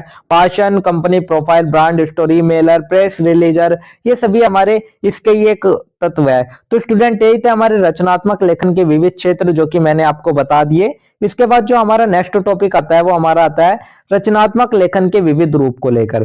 तो अब हम जानते हैं कि जो क्रिएटिविटी राइटिंग है वो किन किन रूपों में होती है। तो सबसे पहला होता है कहानी लेखन। किसी कथानक के माध्यम से पात्रों, घटनाओं और संवादों के जरिए रोचक व विचार उत्तेजक प्रस्तुति। तो पात्र, कथानक और भावनाएं तीनों का एक संगम होता है हमारी कहानी में। सेकंड होता है कविता लेखन। तो भावनाओं को लय, छंद या मुक्त शैली में प्रस्तुत करना, और इसमें सौंदर्यबद्ध और प्रतीकों का विशेष महत्व होता है। यानी कि संवाद जो हमारा भावों का संगीत और शब्दों की लय है उसको हम कविता के रूप में देखते हैं। थर्ड आता है नाटक लेखन। तो मंचन योग्य संवाद और दृश्यों के माध्यम से समाज, समस्या या भावनाओं का प्रदर्शन। तो संवाद और दृश्य के माध्यम से भी कथा हमारा नाटक लेखन में देखते हैं हम। फोर्थ हमारा आता है निबंध लेखन। तो किसी विषय पर विचारों का तार्किक, भावनात्मक और कलात्मक रूप से विश्लेषण। तो स्टूडेंट किसी भी विषय पर विचारपूर्ण और सुसंगत लेखन हम निबंध लेखन में देखते हैं। फिफ्थ हमारा आता है संस्मरण और आत्मलेखन। तो इसमें लेखन के निजी जीवन के अनुभव का सजीव और सत्यनिष्ठ लेखन होता है। इसके बाद सिक्स्थ आता है यात्रा वृत्तांत लेखन। इसमें किसी यात्रा के अनुभव, स्थानों, संस्कृति, दृश्य आदि का वर्णन होता है। तो यात्रा वृत्तांत में यात्रा के दृश्य, अनुभव और जानकारी का सुंदर मिश्रण हमें देखने को मिलता है। सेवंथ आता है साक्षात्कार लेखन। तो किसी व्यक्ति के जीवन, विचारों और अनुभवों को प्रश्नोत्तर के रूप में प्रस्तुत करना। तो प्रश्न उत्तर के माध्यम से व्यक्तित्व की झलक को दिखाना ही साक्षात्कार लेखन है। एट्थ आता है हमारा बाल साहित्य लेखन। तो बच्चों की समझ और रुचि के अनुसार रोचक, शिक्षाप्रद और मनोरंजक रचनाएं। तो कल्पना, सरल भाषा और नैतिकता का सुंदर मेल हमारा बाल साहित्य लेखन में होता है। तो स्टूडेंट यही थे हमारे साहित्य लेखन जो रचनात्मक लेखन थे उसके विविध रूप। इसके बाद जो हमारा नेक्स्ट टॉपिक आता है वो हमारा एक छोटा सा निष्कर्ष आता है। तो अब हम ओवरऑल पूरे आंसर का एक छोटा सा निष्कर्ष या फिर एक छोटा सा कंक्लूजन देख लेते हैं। कंक्लूजन में हम लिखेंगे रचनात्मक लेखन अभिव्यक्ति की सबसे सशक्त विधा है जो लेखक को अपनी अनुभूतियों, कल्पनाओं और सोच को व्यक्त करने का अवसर देती है। तो स्टूडेंट रचनात्मक लेखन सिर्फ एक कला ही नहीं है, यह सोचने, महसूस करने और दुनिया को समझने का एक तरीका है। तो इसके माध्यम से न केवल साहित्य समृद्ध होता है बल्कि शिक्षा, संचार, मनोरंजन और व्यावसायिक क्षेत्रों में भी सृजनात्मकता, भावनात्मकता और प्रभावशीलता आती है। तो स्टूडेंट इसके विविध क्षेत्र, साहित्य से लेकर फिल्म तक, ब्लॉग से लेकर विज्ञापन तक, हर जगह इसके अलग अलग रंग है। तो स्टूडेंट रचनात्मक लेखन समाज और व्यक्ति के बीच संवेदना, विचार और संवाद का सेतु है जो चेतना जगाने का कार्य करता है। तो स्टूडेंट यही था हमारा एक छोटा सा निष्कर्ष, जिसके साथ ही हमारा आंसर नंबर 6 भी कंप्लीट होता है। तो यही था हमारा आंसर नंबर 6। इसके बाद जो हमारा नेक्स्ट क्वेश्चन आता है वो हमारा क्वेश्चन नंबर 7 आता है। तो अब हम बात कर लेते हैं हमारे क्वेश्चन नंबर 7 के बारे में। क्वेश्चन नंबर 7 में हमसे क्या पूछा गया है? तो क्वेश्चन नंबर 7 में पूछा गया है, जनसंचार माध्यमों के लिए रचनात्मक लेखन क्यों आवश्यक है? हिंदी भाषा को लोकप्रिय बनाने में जनसंचार माध्यमों की भूमिका पर स्पष्ट कीजिए और वर्तमान समय में जनसंचार माध्यम हिंदी के विकास में महत्वपूर्ण भूमिका का निर्वहन कर रहे हैं, समीक्षा कीजिए। तो स्टूडेंट यहाँ पर हमसे 2-3 चीजें पूछी गई है। फर्स्ट हमसे पूछा गया है कि जो रचनात्मक लेखन है वो जनसंचार माध्यमों के लिए क्यों आवश्यक है। फिर इसमें हमसे पूछा गया है कि जो हमारी हिंदी भाषा है उसमें जनसंचार माध्यमों की क्या भूमिका है। और थर्ड पूछा गया है जनसंचार माध्यमों का वर्तमान समय में जो उसकी प्रासंगिकता है, यानी कि जो हिंदी के विकास में उसकी प्रासंगिकता है, उसका जो महत्वपूर्ण भूमिका है उसके बारे में हमें बताना है। तो चलिए इस आंसर की भी जो हम शुरुआत कर लेते हैं वो हम सबसे पहले एक छोटे से परिचय से कर लेते हैं। तो सबसे पहले हम एक छोटा सा परिचय देख लेते हैं। परिचय में हम देखेंगे वर्तमान युग सूचना और संप्रेषण का युग है। टेलीविजन, रेडियो, समाचार पत्र, फिल्म, इंटरनेट, सोशल मीडिया जैसे जनसंचार माध्यम आज हम जनजीवन का अभिन्न हिस्सा बन चुके हैं।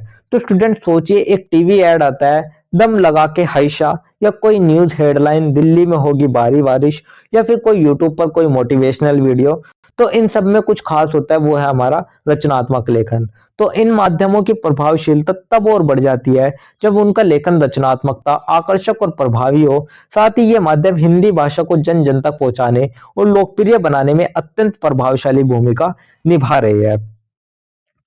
तो स्टूडेंट इस आंसर में हमें बताना है कि जो हमारे नए संचार माध्यम हो गए उनके लिए क्रिएटिविटी राइटिंग क्यों जरूरी है और हिंदी भाषा को लोकप्रिय बनाने में इन माध्यमों ने कैसे बड़ी भूमिका निभाई है। तो स्टूडेंट आप एक उदाहरण के माध्यम से हम इसकी शुरुआत कर लेते हैं। मान लो एक जो रेडियो है वो जो कि सुबह कहता है कि नमस्कार दिल्ली, उठो मुस्कुराओ और आज को शानदार बनाओ। तो स्टूडेंट यह सिर्फ एक जानकारी नहीं है, यह एक भावना है, कनेक्शन है और एक क्रिएटिव लाइन है। तो यह क्रिएटिव राइटिंग है, यानी कि यही एक रचनात्मक लेखन है। तो पूरा नई संचार माध्यम टीवी से लेकर यूट्यूब तक यही राइटिंग पर चलता है, तभी लोगों का जो ध्यान है वो खिंचता है। इसके बाद जो हमारा नेक्स्ट टॉपिक आता है वो हमारा आता है जनसंचार माध्यमों के लिए रचनात्मक लेखन क्यों आवश्यक है। तो अब हम जान लेते हैं जो हमारे जनसंचार माध्यम है उनके लिए रचनात्मक लेखन क्यों महत्वपूर्ण हो जाता है। तो इसमें हम कुछ पॉइंट्स देखेंगे। सबसे पहला जो हमारा पॉइंट आएगा, ध्यान आकर्षित करने हेतु। तो आज के प्रतिस्पर्धात्मक मीडिया संसार में किसी भी सामग्री को प्रभावी ढंग से प्रस्तुत करने के लिए उसका लेखन रचनात्मक को रोचक होना चाहिए। तो स्टूडेंट आज के वक्त जो ऑडियंस के सामने वे हजारों कंटेंट पीसीस होते हैं, तो क्रिएटिविटी राइटिंग ही कंटेंट को स्टैंड आउट बनाता है। उदाहरण के लिए सर्फ नहीं, सर्फ एक्सेल दाग अच्छे है, अगर यही ऐड साधारण होती तो कोई भी याद नहीं रखता। इसके बाद सेकंड आता है संदेश की स्पष्टता और सरलता। तो रचनात्मक लेखन के माध्यम से जटिल विषयों को भी सरल भाषा और रोचक शैली में प्रस्तुत किया जा सकता है। तो news channel, educational show, documentaries, इन सब में जो भाषा है वो सरल और क्रिएटिव होनी चाहिए। थर्ड आता है भावनात्मक जुड़ाव। तो समाचार, विज्ञापन, धारावाहिक या फिल्म सभी तब प्रभाव छोड़ते हैं जब उनमें संवेदना और सजीवता हो, और यह केवल रचनात्मक लेखन से ही संभव है। तो स्टूडेंट कहानी और भावनाएं मीडिया का असली हृदय है। तो टीवी सीरियल्स में डायलॉग जैसे कि औरत कमजोर नहीं होती, उसे सिर्फ कम आंका जाता है, ये लोगों को डीपली टच करते हैं। इसके बाद जो फोर्थ आता है वो हमारा आता है सामाजिक प्रभाव। तो रचनात्मक लेखन जनसंचार को केवल सूचना का माध्यम नहीं बल्कि सामाजिक परिवर्तन और जागरूकता का हथियार बना देता है। तो स्टूडेंट क्रिएटिव राइटिंग वाले जो सामाजिक विज्ञापन है जैसे कि बेटी बचाओ बेटी पढ़ाओ सोच बदलिए, ये समाज की सोच बदलने में भी काम आते हैं। फिफ्थ हमारा आता है स्थानीयता और भाषा की शक्ति। तो जब किसी क्षेत्रीय भाषा में रचनात्मक लेखन होता है तो वह जनमानस से सीधा संवाद स्थापित करता है।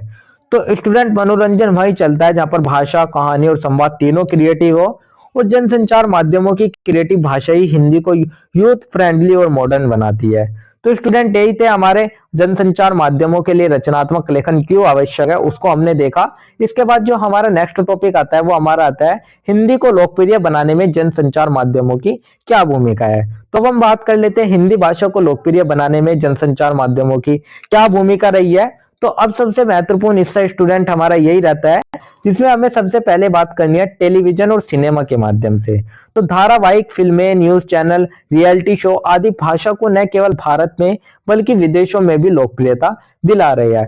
तो student serials, reality show, Bollywood music सबने हिंदी को आम लोगों की बोली बना दिया है। तो उदाहरण के लिए कौन बनेगा करोड़पति ने सिंपल हिंदी में सामान्य ज्ञान को लोकप्रिय बना दिया है। तो स्टूडेंट्स ये तो हमारा टेलीविजन और सिनेमा के माध्यम से हो गया। सेकंड हमारा आता है रेडियो का योगदान। तो रेडियो का योगदान देखें तो एफएम रेडियो और सामुदायिक रेडियो चैनलों पर हिंदी में प्रसारित कार्यक्रम स्थानीय जुड़ाव को बढ़ाते हैं। तो जो रेडियो की भाषा है वो सबसे सहज, सबसे प्यारी हिंदी है। तो भोजपुरी, मिश्रित, अवधी, हरियाणवी टच वाली हिंदी है। तो रेडियो की वजह से भी लोकप्रिय ये हुई है। थर्ड हमारा आता है समाचार पत्र और पत्रिकाएं। तो हिंदी अखबारों की वाचाल भाषा, जनहित के मुद्दे और विश्लेषण हिंदी भाषा को सशक्त और जागरूक बना रही है। तो स्टूडेंट आज भारत में सबसे ज्यादा पढ़े जाने वाले जो अखबार है वे हिंदी में ही है क्योंकि ये लोगों की एवरीडे भाषा में लिखते हैं। फोर्थ हमारा आता है इंटरनेट और सोशल मीडिया। तो blog, YouTube, Facebook, Instagram, WhatsApp जैसे मंचों पर हिंदी की जो सामग्री है उसकी बाढ़ आ गई है, यानी कि वे बहुत ज्यादा बढ़ चुके हैं। इससे हिंदी युवा पीढ़ी की अभिव्यक्ति की भाषा बनती जा रही है।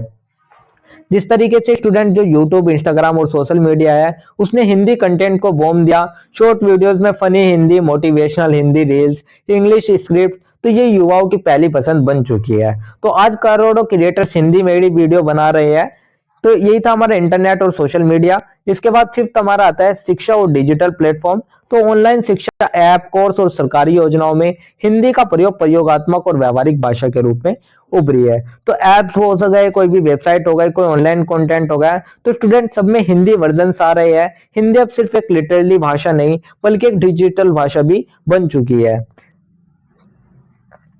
तो स्टूडेंट यही थे हमारे हिंदी को लोकप्रिय बनाने में जनसंचार माध्यमों की भूमिका। इसके बाद जो हमारा नेक्स्ट टॉपिक आता है वो हमारा आता है समीक्षा हिंदी के विकास में जनसंचार की भूमिका को लेकर। यानी कि पहले केवल साहित्य तक सीमित हिंदी अब जनसंचार माध्यमों के कारण प्रभावी संप्रेषण और संवाद की भाषा बन गई है। हिंदी की शब्दावली में आधुनिकता और तकनीकी प्रयोग भी बढ़ा है जिससे कि यह विज्ञान, तकनीक और व्यवसाय के क्षेत्र में भी स्थापित हो रही है। जनसंचार माध्यमों ने हिंदी को बाजार, मनोरंजन और जन समुदाय की अनिवार्य भाषा बना दिया है। तो स्टूडेंट आप इसको हिंदी के प्रभाव को एक कहानी के माध्यम से समझिएगा। मान लीजिएगा एक लड़की थी, कोई भी वाई लड़की है, तो उसे लगता था कि इंग्लिश बोले बिना सोसाइटी इंप्रेस नहीं होगी। लेकिन जब उसने अपने यूट्यूब चैनल पर सिंपल हिंदी में कुकिंग वीडियोस डालना शुरू किया तो उसके व्यूअर जो थे वे लाखों में पहुंच गए। क्यों? क्योंकि हिंदी जो है वो लोगों की दिल की भाषा है जो कि उनको कनेक्ट करती है। तो स्टूडेंट इसलिए हिंदी के विकास में जनसंचार की हिंदी की यही भूमिका है। इसके बाद जो हमारा नेक्स्ट टॉपिक आता है वो हमारा एक छोटा सा निष्कर्ष, एक छोटा सा कंक्लूजन आता है पूरे आंसर का। तो अब हम एक छोटा सा निष्कर्ष देख लेते हैं पूरे आंसर का, जिसमें हम देखेंगे जनसंचार माध्यमों के लिए रचनात्मक लेखन न केवल संदेश को सुंदर बनाता है बल्कि उसे समाज से जोड़ने वाला सेतु भी बनाता है। इसी के माध्यम से हिंदी भाषा आज साहित्यिक मंचों से निकलकर घर घर, मोबाइल, टीवी और इंटरनेट तक पहुंचा है। तो स्टूडेंट जनसंचार माध्यमों की दुनिया रेडियो से लेकर इंस्टाग्राम तक क्रिएटिव राइटिंग पर चलती है और इस क्रिएटिव राइटिंग ने ही हिंदी को मॉडर्न, पॉपुलर और पावरफुल बना दिया है। तो यह कहना उचित होगा कि जनसंचार माध्यम हिंदी के प्रचार, प्रसार और विकास के सबसे बड़े साधन बन गए हैं और हिंदी ने इन्हीं माध्यमों की शक्ति से राष्ट्रीय से लेकर वैश्विक पहचान तक अपनी जगह बनाई है। तो स्टूडेंट हिंदी सिर्फ एक भाषा नहीं है, हमारी पहचान है और जनसंचार माध्यम उस पहचान को पूरी दुनिया में पहुंचा रहे हैं। तो स्टूडेंट यही था हमारा एक छोटा सा निष्कर्ष जिसके साथ ही हमारा आंसर नंबर 7 भी कंप्लीट होता है। तो यही था हमारा आंसर नंबर 7।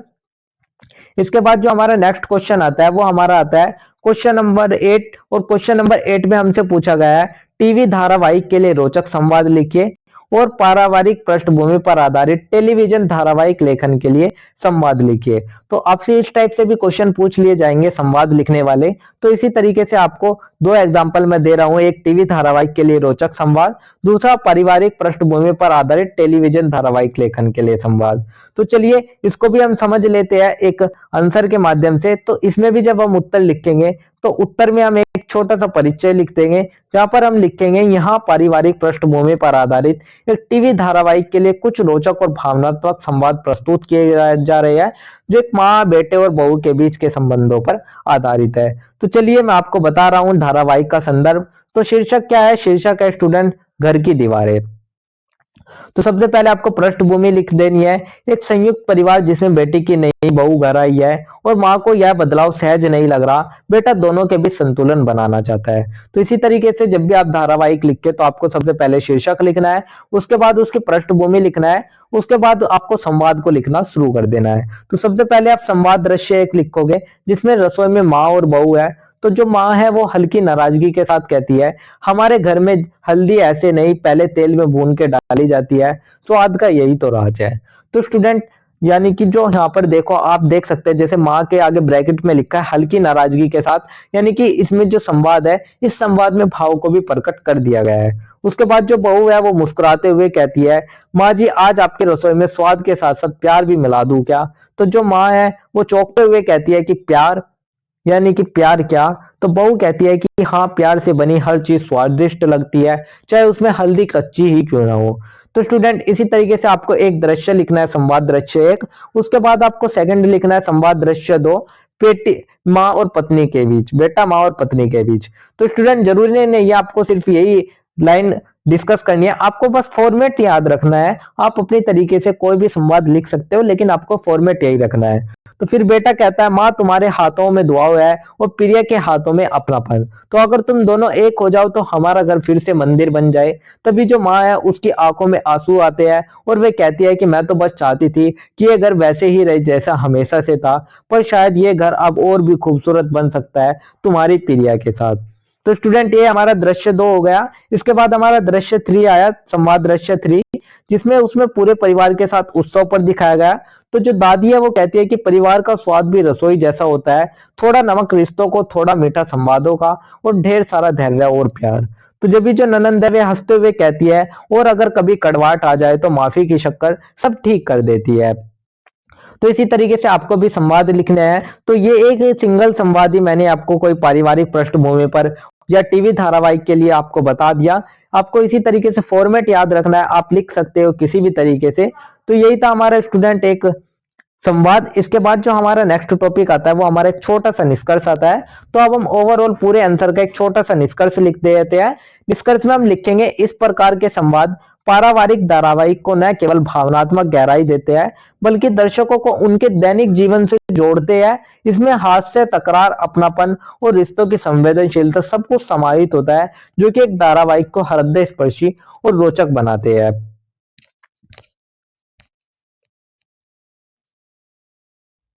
तो स्टूडेंट यही था हमारा प्रश्न नंबर 8 पर आधारित हमारा टीवी धारावाहिक संवाद, जो ऐसे संवाद न कि सिर्फ जो दर्शकों को जोड़ते हैं, बल्कि परिवार के असली रंग भी सामने लाते हैं। तो यदि आप चाहे तो इसी आधार पर पूरा एक एपिसोड या एक स्क्रिप्ट भी विकसित कर सकते हो।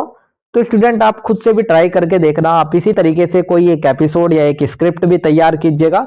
तो यही था हमारा एक छोटा सा निष्कर्ष, जिसके साथ ही हमारा क्वेश्चन आंसर नंबर 8 कंप्लीट होता है। तो यही था हमारा आंसर नंबर 8। इसके बाद जो हमारा नेक्स्ट क्वेश्चन आता है वो हमारा आता है क्वेश्चन नंबर 9। और क्वेश्चन नंबर 9 में हमसे पूछा गया है, अपने परिवार सहित किसी धार्मिक स्थल पर की गई यात्रा का वर्णन कीजिए। यानी कि आपको एक यात्रा वृतांत लिखना है। यात्रा वृतांत आपको लिखना है कि आप अपने परिवार के साथ किसी भी धार्मिक स्थल पर गए हो। तो इसमें भी आप उत्तर में सबसे पहले एक परिचय लिख देंगे। परिचय में आप धार्मिक स्थलों के बारे में लिख देंगे कि धार्मिक स्थलों की यात्रा न केवल आस्था से जुड़ी होती है, बल्कि यह हमें मानसिक शांति, पारिवारिक एकता और आध्यात्मिक अनुभव भी प्रदान करती है। तो इसी प्रकार से एक ऐसी अविस्मरणीय यात्रा मैंने अपने परिवार के साथ वाराणसी स्थित काशी विश्वनाथ मंदिर की थी, जिसे मैं आज भी श्रद्धा और आनंद के साथ याद करता हूँ। तो स्टूडेंट आपको इसी तरीके से लिखना है, जिस तरीके से आपने अपनी यात्रा की हो उसी प्रकार से आपको लिखना है। तो सबसे पहले आप यात्रा का प्रारंभ लिखेंगे। आप यात्रा के प्रारंभ में लिखेंगे, हमने अपनी यात्रा दिल्ली से ट्रेन द्वारा शुरू करी। मेरे माता पिता, छोटे भाई और दादी भी साथ थी। ट्रेन में बैठते ही वातावरण में उत्साह भर गया। रास्ते भर हमने भक्ति गीत सुने, घर का बना हुआ खाना खाया और धार्मिक स्थलों की चर्चा करी। तो ये ऐसे तो हमारी यात्रा का प्रारंभ हो गया। उसके बाद हम वाराणसी पहुंचे। तो सुबह सुबह जैसे ही हम वाराणसी स्टेशन पहुंचे, वहां का वातावरण ही अलग था। तो गलियों में मंत्रोच्चार की ध्वनि, गंगा आरती की तैयारी और सजी हुई दुकानों में लगता था जैसे पूरा शहर किसी भी पूजा में सम्मिलित हो। तो हमने पहले होटल में विश्राम किया और फिर सीधे काशी विश्वनाथ मंदिर के दर्शन के लिए निकल चुके। तो अब हम देख लेते हैं काशी विश्वनाथ मंदिर का अनुभव कैसा रहा। तो मंदिर पहुंचते ही हर दिशा से हर हर महादेव के जो जयकारे थे स्टूडेंट वे सुनाई दे रहे थे। मंदिर की शिवलिंग पर जल अभिषेक करते समय जो मेरा मन था उसमें अत्यंत शांति और उसमें बहुत ही श्रद्धा का अनुभव भी हुआ।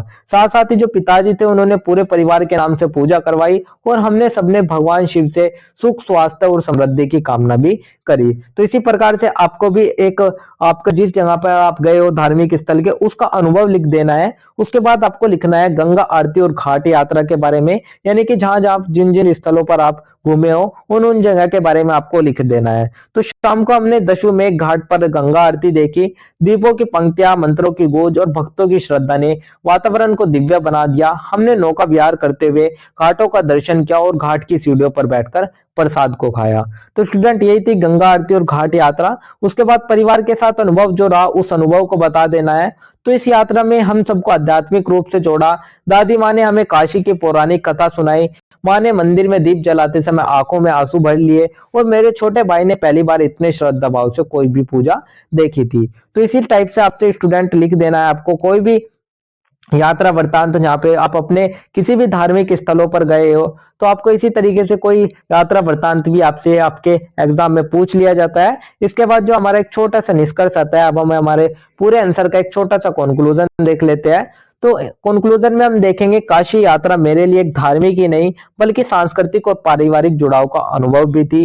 इस यात्रा ने मुझे सिखाया कि धार्मिक स्थल केवल दर्शन के स्थान नहीं होते बल्कि वे जीवन के आध्यात्मिक विकास और भावनात्मक संबंधों को मजबूत करने का माध्यम भी होते हैं। मैं भविष्य में भी अपने परिवार के साथ ऐसी यात्राएं करने की कामना करता हूँ। तो स्टूडेंट काशी की यात्रा सिर्फ एक दर्शन का अनुभव ही नहीं थी, ये एक परिवार को जोड़ने वाली, मन को शांत करने वाली और आत्मा को छू लेने वाली यात्रा थी। तो धार्मिक यात्राएं हमें यही याद दिलाती है कि जिंदगी की असली खुशी परिवार, शांति और आस्था में ही छिपी होती है। तो यही था हमारा एक छोटा सा निष्कर्ष जिसके साथ ही हमारा आंसर नंबर 9 भी कंप्लीट होता है। तो यही था हमारा आंसर नंबर 9। इसके बाद जो हमारा नेक्स्ट क्वेश्चन है वो हमारा क्वेश्चन नंबर 10 आता है, जो कि हमारा लास्ट क्वेश्चन रहता है। और लास्ट क्वेश्चन में हम कुछ शब्दों पर टिप्पणी लिखते हैं। तो इसी तरीके से अभी हमें क्वेश्चन नंबर 10 में भी कुछ शब्दों पर टिप्पणियां लिखनी है। तो सबसे पहला हमें लिखना है इलेक्ट्रॉनिक माध्यमों के लेखन, सेकंड लिखना है विज्ञापन के प्रकार, थर्ड लिखना है साक्षात्कार लेखन की प्रक्रिया। तो चलिए एक एक करके सब पर टिप्पणी लिख लेते हैं। तो चलिए सबसे पहले हम स्टार्ट करते हैं हमारे इलेक्ट्रॉनिक माध्यम के लिए लेखन पर टिप्पणी। तो इलेक्ट्रॉनिक माध्यम जैसे रेडियो, टेलीविजन, फिल्म और इंटरनेट आधारित मीडिया आज के युग में संचार का सबसे प्रभावी माध्यम बन चुके हैं। इन माध्यमों के लिए लेखन को संक्षिप्त, स्पष्ट, आकर्षक और दृश्य श्रव्य उपयुक्त होना चाहिए। तो स्टूडेंट आज का समय इलेक्ट्रॉनिक मीडिया का समय है, तो हर जगह कंटेंट है और उस कंटेंट को लिखने के लिए चाहे इलेक्ट्रॉनिक मीडिया राइटिंग भी है। तो आप एक स्टोरी के माध्यम से समझिएगा। मान लीजिएगा आपको कोई टीवी न्यूज में एक 20 सेकंड की स्टोरी लिखनी है, तो उसमें भाषा जो होनी चाहिए वो सिंपल होनी चाहिए, शॉर्ट होनी चाहिए, क्लियर और फास्ट होनी चाहिए, क्योंकि जो दर्शक है वो जल्दी जल्दी बदलता है।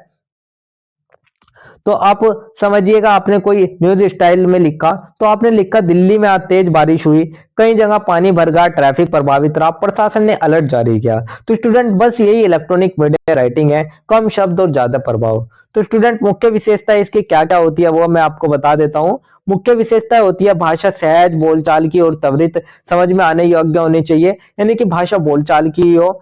दृश्य प्रस्तुति को ध्यान में रखकर संवाद और स्क्रिप्ट बनाई जाती है, तो विजुअल के साथ मैच करते हो, वाक्य छोटे हो। रेडियो में श्रव्य प्रभाव और टीवी में दृश्य संवेदन आवश्यक होते हैं। तो जो टीवी है उसमें आई कैचिंग, रेडियो में एयर कैचिंग और यूट्यूब में हुक देने वाले। तो इन्हीं माध्यमों में लेखन का उद्देश्य केवल जानकारी देना नहीं बल्कि मनोरंजन और प्रभाव को पैदा करना भी होता है। तो स्टूडेंट उदाहरण के लिए आप समाचार बुलेटिन, धारावाहिक, टीवी विज्ञापन, पॉडकास्ट, यूट्यूब स्क्रिप्ट आदि भी देख सकते हो।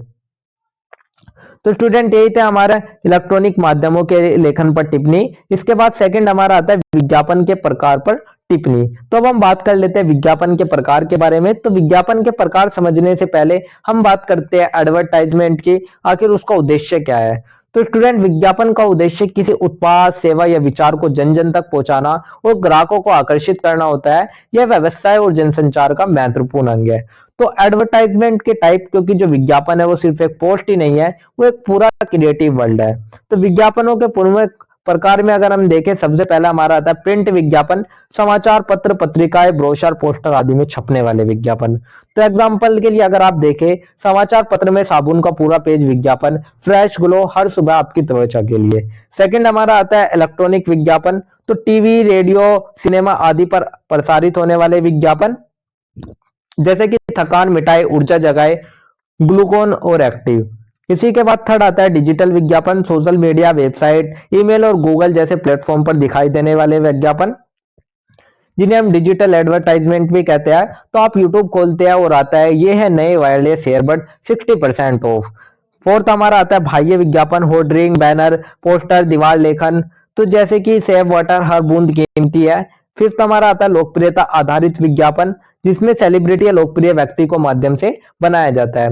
जैसे कि जो विराट कोहली है, उन्होंने भी एक ऐड दिया हुआ है, boost is the secret of my energy. इसके बाद सिक्स्थ आता है सामाजिक विज्ञापन, तो जैसे स्वच्छता, पर्यावरण, जनसंख्या नियंत्रण आदि पर केंद्रित संदेश, जैसे कि Beti Bachao, Beti Padhao, educate the girl child. तो विज्ञापन रचनात्मक लेखन का एक ऐसा क्षेत्र होता है स्टूडेंट, जहां पर शब्दों के माध्यम से कम समय में अधिक प्रभाव उत्पन्न किया जा सकता है। तो यही था हमारा विज्ञापन के प्रकार। इसके बाद जो हमारा नेक्स्ट टॉपिक आता है वो हमारा आता है साक्षात्कार लेखन की प्रक्रिया पर टिप्पणी। तो साक्षात्कार लेखन एक संवादात्मक लेखन विधा है, जिसमें किसी व्यक्ति के विचार, अनुभव, दृष्टिकोण और व्यक्तित्व को प्रश्नोत्तर शैली में प्रस्तुत किया जाता है। तो इंटरव्यू सिर्फ सवाल जवाब नहीं होते स्टूडेंट, ये एक कला है जो कि लोगों के विचार को सही तरह से पेश करती है। तो इसके कुछ मुख्य चरण होते हैं, जिसमें हमारा जो सबसे पहला और सबसे मुख्य जो चरण होता है वो हमारा तैयारी है। तो साक्षात्कार देने वाले व्यक्ति के जीवन, कार्यों और विचारों के बारे में जानकारी जुटाना। तो जिस व्यक्ति का इंटरव्यू लेना है, उसकी अचीवमेंट, उसके बैकग्राउंड, उसकी कंट्रोवर्सीज, उसके स्ट्रॉन्ग पॉइंट सब कुछ पता होना चाहिए। इसके बाद प्रश्नों की रूपरेखा, तो उद्देश्य के अनुसार सरल, स्पष्ट, गहरे और प्रासंगिक प्रश्न तैयार करना।